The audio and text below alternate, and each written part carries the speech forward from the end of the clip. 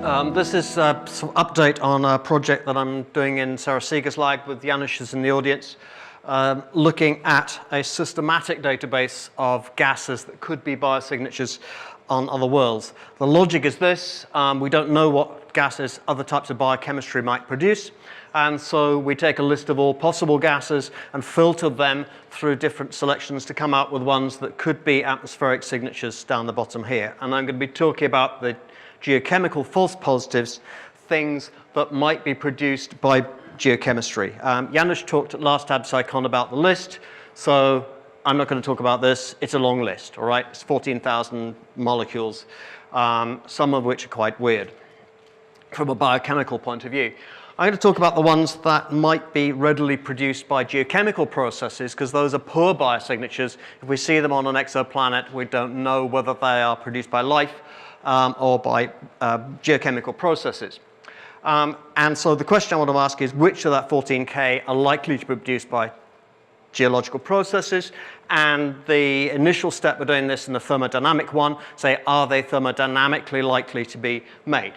We want a general solution, not a sort of this is what Earth does solution, but obviously I'm going to use Earth as a test bed to see whether the methods work at all. That's an amazingly bright light. Okay. So this is the approach. We want if we're going to look at the thermodynamics of whether something's produced, we want to know what the free energy of formation is. You can get that from a database, the NIST webbook database. Thank you. Or if it's not known, then you can calculate it from semi-empirical quantum mechanical methods. And we use the GAMES software to do that. Over 96% of the molecules in our database don't have reported free energies of formation. So we had to calculate enthalpy, entropy, and specific heat capacity to work out the energy of synthesis. The other question is synthesis from what? So volcanoes put out a lot of gases, and you can assemble them in different ways to make a molecule. So, for example, this is glycine, and you could make glycine by this reaction here. In theory, okay, I'm not saying how it happens, or from this one here, and these are different gases, and hence will have a different free energy of formation. And how do you compensate for that? Well, you don't. You look at all of them, all combinations of the different volcanic gases, CO2, methane, nitrogen, ammonia, and so on, and say what is the maximum free energy, and that's the sort of ultimate limit, and the minimum, which suggests that this might happen in a volcanic system. So this is the sort of data we get out. This is the number of molecules produced out of our database, and this is the free energy of formation from elements in their standard state. There's quite a spread, but it's not terribly interesting because the elements are not in their standard state in volcanic gas. This is synthesis from volcanic gases over here. Again, number of gases and free energy of formation. Anything lower than 0 means that's a negative free energy of formation. That means that the reaction as modeled here is thermodynamically favored. Quite a big spread and some obvious sort of bulges and humps in the curve. These guys over here are mostly compounds with phosphorus atoms in. These guys over here are mostly compounds with nitrogen atoms in, which is interesting, and we haven't followed up on that yet. I said work in progress, okay? And you can do that for all temperatures. So that was just one temperature and one pressure. You can do that for all temperatures and a variety of pressures.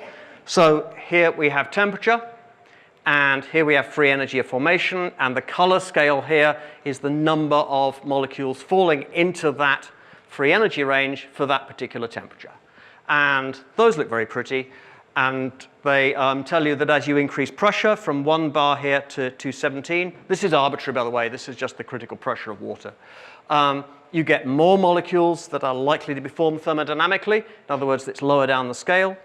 The maximum value is higher than the minimum value. Always nice to have that sort of check in your software. As you increase the temperature, the number of stable molecules goes down. And all this is totally expected. What isn't expected is this sort of kink here in the curve, and that's where it becomes thermodynamically favored on the right to make the molecules from methane, and on the left to make them from carbon dioxide and hydrogen. This can be done for everything, and then what we ask is how many molecules fall below delta G equals 0 here. In other words, are thermodynamically favored under these conditions. And that's great, except these conditions are a sort of average volcanic gas. So if you look up in atmospheric chemistry book, what gases the volcanoes put into the atmosphere, and they come up with a number. That is an average. Earth is not an average. So to try to get a little bit nearer to what the Earth actually does, we looked at actual volcanic locales, 53 locales, around 60 different papers recording nearly 600 measurements of the actual gases coming out the Earth, and did the modeling with that. For the partial pressure of gases at these locations, the temperature at them, we discarded the ones below 100 degrees because this is a gas phase, not a gas-liquid phase model. And, okay. The issues with that is, of course, that not all gases are measured at all locations. So we had to fill in the ones that weren't measured. And there are two ways to doing that. You could do a thermodynamic model of that gas or a thermodynamic model of the whole system. And that gives slightly different results, which we're still working on. So this is the sort of result you get. This is the number of volcanic sources out of that collection of 53 locales or 487 measurements. At which a gas is thermodynamically favored to be produced. In other words, delta G of formation of synthesis from those gases less than 0. And this is the number of gases for which that number is right. So over here, this is 1 bar, that's 30 bars, because I'm just going to do 1 and 30 and 1,000, but 1,000 turns out to be on the slide over there, so, you know. And the large majority of the gases are not produced in any volcano. Good, they're not likely to be false positives. As you increase the pressure, that number goes down. There's a small number that's produced virtually everywhere, and that includes things like sulfur dioxide, carbon dioxide, hydrogen sulfide, which we know volcanoes produce. So again, that's nice. Okay, that's enough of that one. Here's the same data plotted a slightly different way. This again, this time is temperature along here. Each of these dots is one volcano. And this is the number of gases produced by that volcano. And it drops off with temperature, as you'd expect. There's really weird outliers up here, though. And if you plot the data a slightly different way, so this is temperature again along here, but fraction of water in the gases. Your average sort of fumarole or volcanic vent produces 95% of water as the gas. Some of them produce much less. And these large circles here, the size of the circle is proportional to the number of molecules being produced under this thermodynamic modeling in the system. The dry gases down here seem to produce a lot more potential gases. Okay, but an important point to remember, these are not the same gases in each volcano. So I've looked at these 4 examples here and a sort of average one up here. And this is the number of gases produced by those, modeled to be produced by those, I should say, and how many are shared between them. So system A here, there are 628 molecules we predict as having a negative free energy of formation that are not formed in any other system. And there's a tweak to this, because actually A, B, C, and D are all the same volcano. They're all the Lascar volcano in Chile at different times. So different places, different times, different volcanoes all produce different materials. And we're going to have to capture this if we want to model this on an exoplanet. OK, so interim conclusions. As you'd expect, above 1,000 Kelvin, you produce very little complex molecules. They're all the obvious volcanic gases. I was going to put something fairly rude up here to say, well, gosh, isn't that surprising? But I didn't. Phosphorus compounds, very few volatiles. If you see a volatile phosphorus compound in your exoplanet atmosphere, you say, wow. Lots of molecules likely to produce. Dry sites produce more. What we don't know yet is whether they accumulate. Biases in the data. Phosphorus is a problem.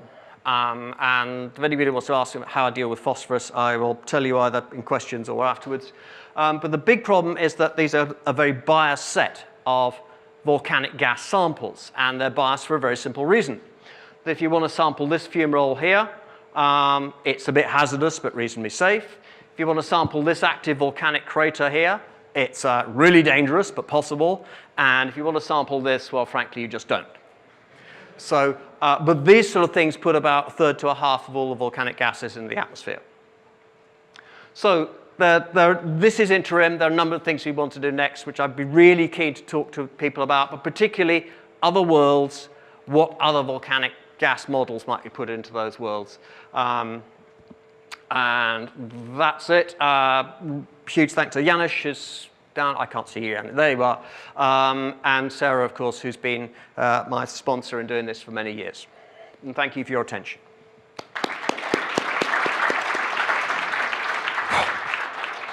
Thank you. We have time for a couple questions.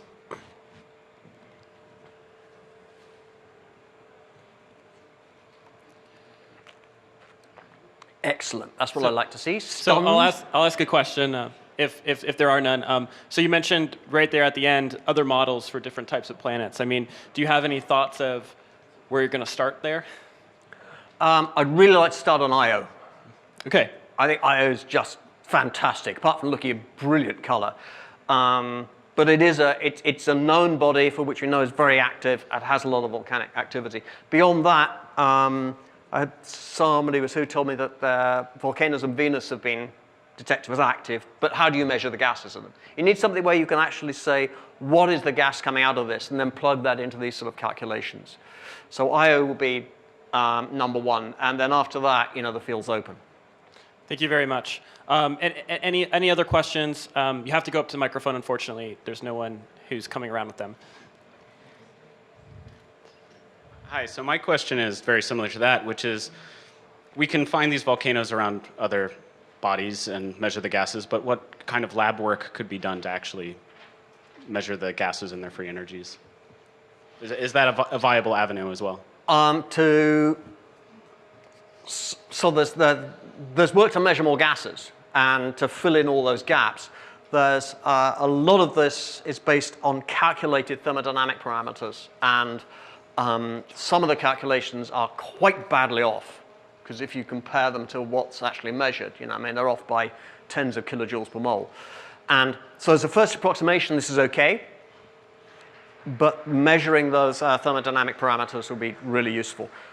The difficulty with this, and we talked about this at the Nexus seminar last summer, that doing those measurements and doing reaction rate measurements, which is also important for this, is really difficult, really time consuming. And then once you've spent 6 months doing it for one set of chemicals, you get one data point in one database and no kudos at all. So there's a sort of risk-reward, time-reward imbalance there. Don't know how to get around that, but if there's a technological solution around that, again, really keen to hear about that.